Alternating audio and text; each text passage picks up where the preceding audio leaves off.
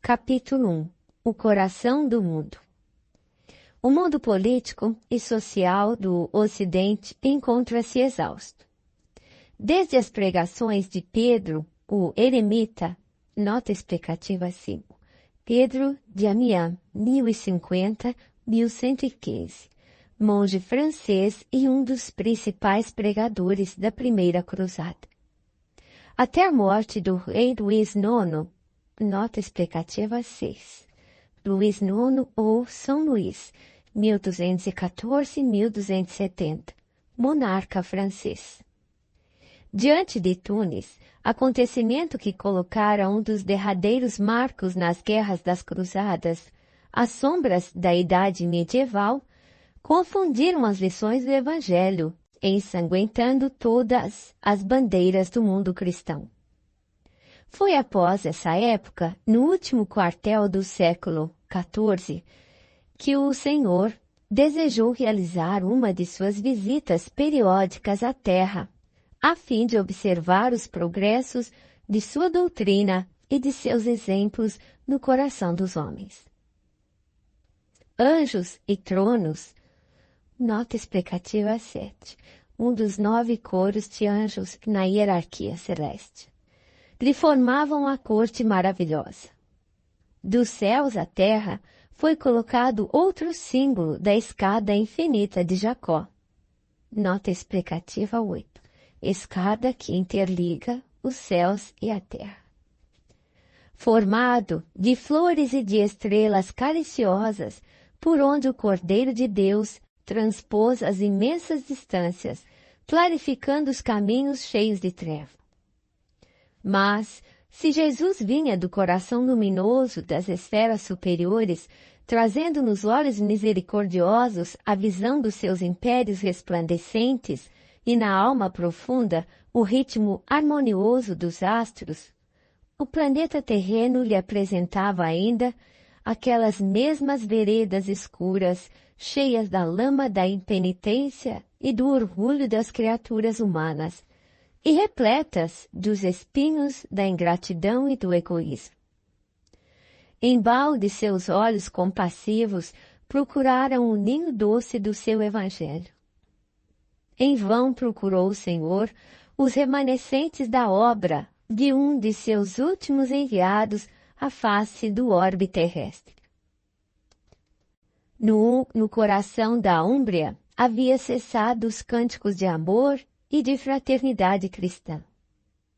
De Francisco de Assis só haviam ficado as tradições de carinho e de bondade. Os pecados do mundo, como novos lubos de Gúbio, nota explicativa 9. Relaciona-se à lenda de Francisco de Assis, contada no final do século XIV numa obra de autor desconhecido intitulada As Pequenas Flores de São Francisco. Haviam descido outra vez das selvas misteriosas das iniquidades humanas, roubando às criaturas a paz e aniquilando-lhes a vida. Eleu, nota explicativa 10. O autor preferiu a forma árabe, Eleu, em vez de Hillel, forma hebraica, geralmente usada. Disse a voz suave e meiga do mestre a um dos seus mensageiros, encarregado dos problemas sociológicos da terra. Meu coração se enche de profunda amargura, vendo a incompreensão dos homens no que se refere às lições do meu evangelho. Por toda parte é a luta fratricida, como polvo de infinitos tentáculos, a destruir todas as esperanças. Recomendei-lhes que se amassem como irmãos, e vejo-os em movimentos impetuosos, aniquilando-se uns aos outros, como caíns desvairados. Todavia, replicou o emissário solícito, como se desejasse desfazer a impressão dolorosa e amarga do mestre. Esses movimentos, Senhor, intensificaram as relações dos povos da terra, aproximando o Oriente e o Ocidente, para aprenderem a lição da solidariedade nessas experiências penosas. Novas utilidades da vida foram descobertas. O comércio progrediu além de todas as fronteiras, reunindo as pátrias do orbe. Sobretudo, devemos considerar que os príncipes cristãos, empreendendo as iniciativas daquela natureza, guardavam a nobre intenção de velar pela paisagem deliciosa dos lugares santos. Mas, retornou tristemente a voz compassiva do cordeiro, qual lugar da terra que não é santo? Em todas as partes do mundo, por mais recônditas que sejam, paira a bênção de Deus, convertida na luz e no pão de todas as criaturas.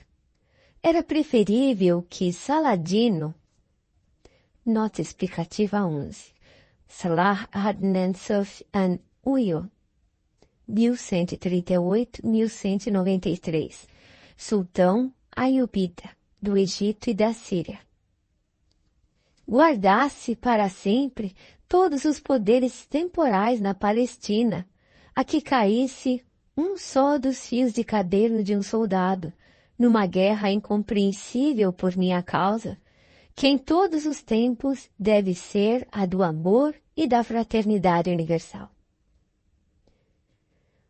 E como se à sua vista devassasse todos os mistérios do porvir, continuou.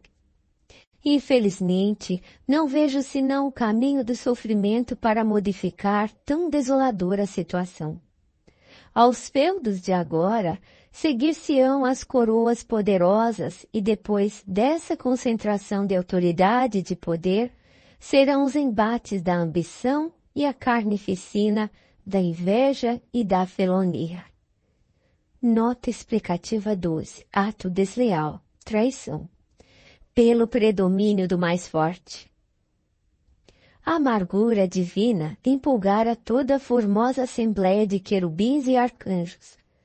Foi quando Eliu, para renovar a impressão ambiente, dirigiu-se a Jesus com brandura e humildade. Senhor, se esses povos infelizes que procuram na grandeza material uma felicidade impossível, marcham irremediavelmente para os grandes infortúnios coletivos, visitemos os continentes ignorados, onde espíritos jovens e simples aguardam a semente de uma vida nova.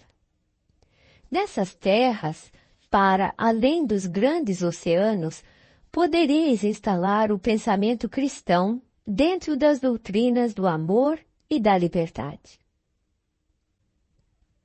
E a caravana fulgurante, deixando um rastro de luz na imensidade dos espaços, encaminhou-se ao continente que seria mais tarde o mundo americano. O Senhor abençoou aquelas matas virgens e misteriosas. Enquanto as aves que lhe homenageavam a inefável presença com seus cantares harmoniosos, as flores se inclinavam nas árvores ciclópicas, nota explicativa 13, de enormes dimensões, aromatizando-lhe as eterizadas sendas. O perfume do mar casava-se ao oxigênio agreste da selva bravia, impregnando todas as coisas de um elemento de força desconhecida. No solo eram os silvícolas humildes e simples, aguardando uma era nova, com o seu largo potencial de energia e bondade. Cheio de esperanças, emociona-se o coração do mestre, contemplando a beleza do sublimado espetáculo. Eliu, pergunta ele, onde fica nestas terras novas o recanto planetário do qual se enxerga no infinito o símbolo da redenção humana? Esse lugar de doces encantos, mestre, de onde se veem no mundo as homenagens dos céus aos vossos martírios na terra, fica mais para o sul. E quando, no seio da paisagem repleta de aromas e de melodias, contemplavam as almas santificadas dos orbes felizes na presença do Cordeiro, as maravilhas daquela terra nova, que seria mais tarde o Brasil, desenhou-se no firmamento, formado de estrelas rutilantes, no jardim das constelações de Deus, o mais imponente de todos os símbolos. Mãos erguidas para o alto, como se invocasse a bênção de seu Pai para todos os elementos daquele solo extraordinário e opulento, exclama então Jesus: para esta terra maravilhosa e bendita será transplantada a árvore do meu evangelho de piedade e de amor. No seu solo, dadivoso e fertilíssimo, todos os povos da terra apreenderão a lei da fraternidade universal. Sob estes céus serão entoados os hosanas mais ternos à misericórdia do Pai Celestial. Tu, Eliú, te corporificarás na terra, no seio do povo mais pobre e mais trabalhador do Ocidente. Instituirás um roteiro de coragem para que sejam transpostas as imensidades desses oceanos perigosos e solitários que separam o velho do novo mundo. Instalaremos aqui uma tenda de trabalho para a nação mais humilde da Europa, glorificando seus esforços na oficina de Deus. Aproveitaremos o elemento simples de bondade, o coração fraternal dos habitantes destas terras novas, e mais tarde ordenarei a reencarnação de muitos espíritos já purificados no sentimento da humildade e da mansidão entre as raças oprimidas e sofredoras das regiões africanas, para formarmos o pedestal de solidariedade do povo fraterno que aqui florescerá no futuro, a fim de exaltar o meu evangelho nos séculos gloriosos do porvir. Aqui, Eliú, sob a luz misericordiosa das estrelas da cruz, ficará localizado o coração do mundo. Consoante a vontade piedosa do Senhor, todas as suas ordens foram cumpridas integralmente. Daí a alguns anos, o seu mensageiro se estabelecia na terra, em 1394, como filho de Dom João I. Nota explicativa 14. Dom João I, 1357-1437, 10º rei de Portugal e o primeiro da dinastia de Avis. E de Dona Filipa de Lancaster. Nota explicativa 15. Filipa de Lancaster, 1359-1415, princesa inglesa da Casa de Lancaster, tornou-se a rainha de Portugal por meio do casamento com o rei Dom João I. E foi o heróico infante de Sagres. Nota explicativa 16. Dom Henrique de Avis, 1394-1460, infante português e a mais importante figura do início da Era das Descobertas, popularmente conhecido como Infante de Sagres, ou o Navegador, que operou a renovação das energias portuguesas, expandindo as suas possibilidades realizadoras para além dos mares. O elemento indígena foi chamado a colaborar na edificação da pátria nova. Almas bem-aventuradas pelas suas renúncias se corporificaram nas costas da África flagelada e oprimida, e juntas a outros espíritos em prova, formaram a falange abnegada que veio escrever na terra de Santa Cruz, com seus sacrifícios e com seus sofrimentos, um dos mais belos poemas da raça negra em favor da humanidade. Foi por isso que o Brasil, onde confraternizam hoje todos os povos da terra e onde será modelada a obra imortal do Evangelho do Cristo, muito antes do Tratado de Tordesilhas, nota explicativa 17, acordo assinado entre Espanha e Portugal em Tordesilhas, Velha Castela, em 7 de junho de 1494, que fixou em 370 léguas a oeste das ilhas de Cabo Verde a linha de demarcação que separava as possessões coloniais dos dois países. Que fincou as balizas das possessões espanholas, trazia já em seus contornos a forma geográfica do coração do mundo.